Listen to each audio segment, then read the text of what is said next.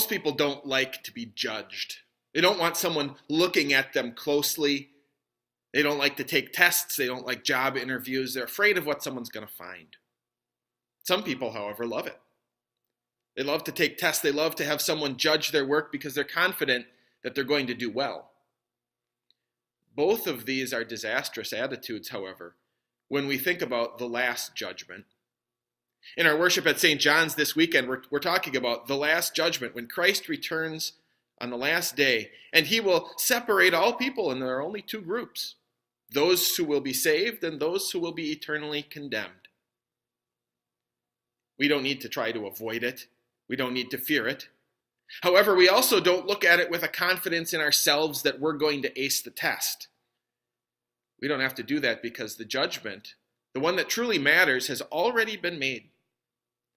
That God made him, his own son, who had no sin, to be sin for us, and he cast on him the verdict of guilty and sentenced him to death on the cross. This Sunday at St. John's, we get to eat and drink the very body and blood of Christ in the Lord's Supper as evidence, as proof of that verdict, so that we don't need to be afraid on the last day, because Christ has been judged for us. And therefore, we will enter into eternal glory on that day when Christ comes again. And so the last judgment is not a fearful thing for us, but rather a joyful one. We long for him to come again. This Sunday at St. John's, we also have the special treat in our late service of having the traveling choir from Winnebago Lutheran Academy singing with us, and we're happy to have them here. They're here.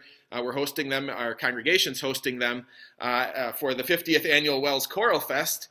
Their concert will be at 2 o'clock in the afternoon down in La Crosse, but they'll sing for our late service as well. May God be with you, and I hope to see you this weekend at St. John's.